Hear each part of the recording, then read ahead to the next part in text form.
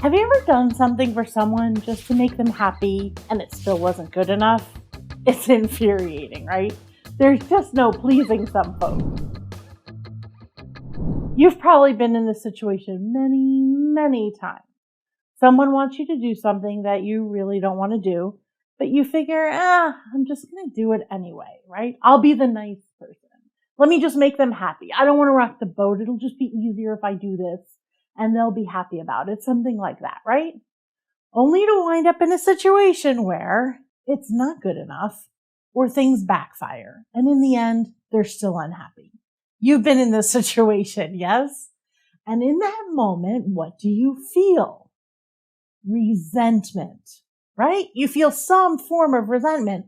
And that makes sense because by definition, when you go into pleasing, you are factually doing something that you do not want to do just to make someone else happy. So when they're not happy, when your sacrifice is met with upset, criticism, or judgment anyway, resentment is the predictable emotion. This is a predictable pattern with a predictable outcome. This is one of those trigger boomerang loops I was telling you about in my last episode. You can find a link to it in the description section. Okay, so let's break this down and I'll show you the closed loop pattern. Now, in long-term relationships, there are two different kinds of outcomes from pleasing, and they're both negative. Outcome number one, they aren't happy anyway. This is extremely common and there's nothing wrong with you. It's not that you can't make someone happy. There are so many reasons why they aren't happy with what you've tried to do, even though you showed up with the best of intention. In this outcome, your sacrifice isn't appreciated, or worse, it's rejected. And that breaks down the relationship between the two of you. Can you feel that? That the relationship would break down? So outcome two, they're happy with the outcome because you did what they wanted you to do for them. But afterwards, you're unhappy about it. Sometimes it's because we feel like we were on the losing end of that deal. Other times it feels like we're being taken advantage of, or we don't feel good about the relationship. Or worse, when you ask them to do something for you, they don't, and then you really feel like you're not getting back what you're giving. This is not a coincidence. It's not just you or them. It's a predictable pattern with a predictable outcome. It's the same pattern regardless of the humans that you throw into it.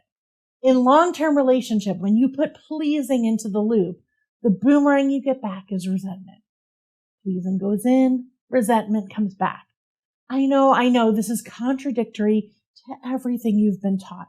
I get it. You've been told over and over again that you need to sacrifice in relationship or do more for others, yada, yada, yada.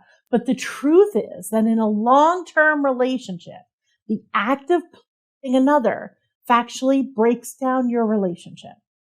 Now, let's just get this out of the way right now. A lot of the shit you have been taught about relationships is flat out wrong. Hence the sky-high divorce rate and the relationship misery everywhere you look. It's not your fault. It's not your parents' fault. Don't go blaming someone else. Just stop right there. Everyone was doing the best they could with the skills that they had. And I'm here now to offer you clarity and to show you the truth. Pleasing breaks down relationships. You can look back at some of the times when you felt resentful in your long-term relationship and see that if we rewind that tape, you were trying to please the other person. Maybe you were avoiding something, trying not to rock the boat, trying to do what you thought they wanted so it would go smoothly, whatever. But then you felt resentful. But here's the magic. The closed loop, this pattern, has just been invisible up until now. So you keep pleasing. And each time you were upset, surprised, or angry that it didn't work, and then felt resentful. But you kept trying to please. You kept doing the pleasing. You kept putting pleasing into the loop as the trigger. You kept getting back crappy boomerangs. And that left you feeling resentful in time. Now that you can see the loop, you can stop putting pleasing into the loop and stop the resentment you feel as a result. Of course, this begs the question then, if I'm going to stop pleasing, what am I supposed to do instead? Just tell everyone, like, screw you, I'm not doing anything for you? Clearly, that's not the answer for building up relationships. This is another spot where most folks misinterpret what I'm saying, so just want to be super clear. I get it. In the old broken relationship paradigm, it feels like the only two choices are either please, give in, or bulldoze, run over. But notice, whether you go into pleasing or bulldozing, both of those choices break down a relationship. You can see here on our chart, right? Both the pleasing and the bulldozing are both on the demand relationship side of the chart. They both break down the relationship. You can find out more about our chart in another episode, and I'll link to it in the description. So back to the question. If I'm not going to please and I'm not going to just bulldoze, what am I supposed to do? Well, the relationship development side of the chart shows that instead of the demand relationship option of pleasing, the relationship development solution is giving. Here's where most folks will say, like, aren't pleasing and giving just the same thing? No, they are absolutely not the same thing. I'll explain. When you go into pleasing, it breaks down the relationship. When you genuinely are giving, it builds up the relationship. Giving happens when you are genuinely and authentically happy to give. Meaning, I'm happy to give this regardless of the outcome. It truly makes me happy to give this. When your friends invite you over for dinner and you make a dessert that you love to make and bring it over for everyone, that's giving. Because you love making the dessert. You enjoyed spending part of your afternoon making it. Think of giving as when you do something you're happy to do, no strings attached. Meaning you don't need anything back from it. You don't need your friend to say thank you. You don't need them to try your dessert and tell you how good it is. So the predictable pattern and predictable outcomes are when you go into pleasing, it breaks down the relationship. When you genuinely are giving, it builds up the relationship, right? Pleasing breaks down the relationship. Giving builds up the relationship. This is a predictable pattern. You can stop pleasing and improve your results. You can increase giving and improve your results, or not, whatever you want. But please do not misunderstand me. People think that I'm saying that you should just decide to feel happy about the pleasing that you were already doing so you could call it giving. That's it. And it's a lie, and I'm not saying that. I'm never saying that. I know people sometimes think that I'm saying that you should just suck it up or let it go or deny how you feel or put the other person's feelings above yourself or whatever other garbage has been out there for a really long time. I'm not saying that. I'm never saying that. All of that is old, broken, demand relationship garbage. In a long-term relationship, you cannot pretend. When you ignore yourself to please someone else, do you feel closer to them? You will already know the answer. It breaks down the relationship. I'm not saying you should do any of that.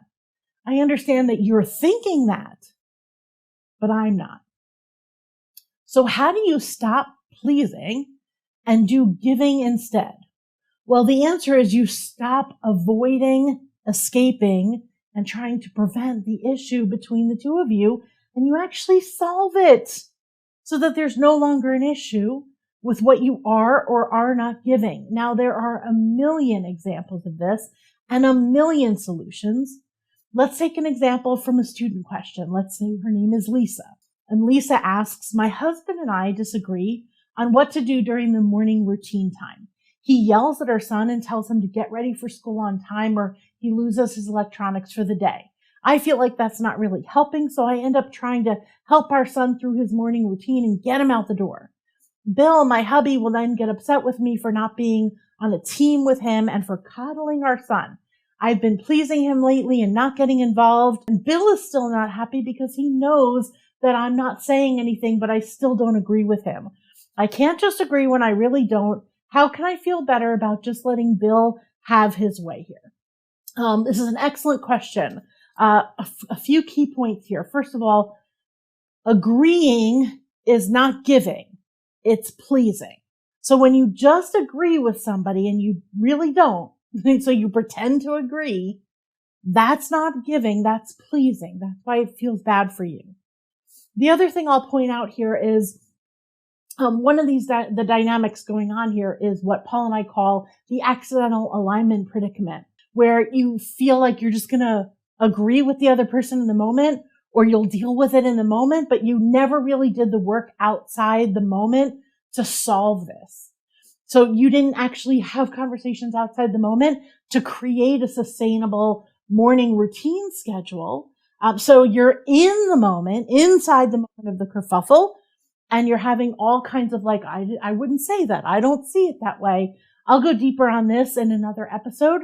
But that is an invisible alignment predicament problem, because you're not going to align just invisibly accidentally. That needs to be planned. So the solution for this is actually having conversations outside the moment, not in the morning, which is inside the moment, and work towards a win-win for both you and your husband and your son, right? The win-win-win. And outside the moment, hearing what your husband's why is, what his goals are, and your why, your goals, and designing the win-win for that. I'll also go deeper on how to create the win-win in another episode. People don't do this work outside the moment, and they try, not talking about, right? You're avoiding it, escaping it outside the moment, trying to deal with it inside the moment. These things don't get solved inside the moment. Inside the moment is like a my way versus your way tug of war. That's what you're feeling right there. So a lot of people will get stuck here and be like, how can I give? I can't just give in to what my husband wants because I don't agree with it. Well, there's a big perspective shift to have here. And the first is, and this is why we do this work outside the moment, to really understand the why and talk about this in a way that we can understand the other person's perspective. He wants him to be capable, independent, responsible, proud of himself, and he's trying to get him ready for life that way by using the morning routine to encourage those characteristics. I bet you want the same things for your son, right? So the how for how to get that result can change, and there's a million different hows to strategize on that outside the moment. But when it comes to the perspective shift to stop pleasing, the truth is, once you validate that his perspective has good intention, and that you also feel that perspective with good intent for your son too, you can stop pleasing and start giving. You're not pretending. You actually feel that positive intention, right? You're not giving into the how that he's trying to do in that moment. You're giving to the why, meaning I also want our son to be prepared for life. I want him to be independent, autonomous, and capable and proud. And so I will put that why in my heart.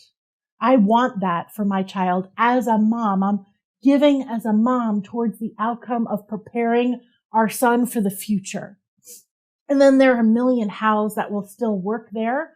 And if you struggle to come up with those, we're happy to do that. That's what we do. We have loads of stuff in our relationship development parenting program for that.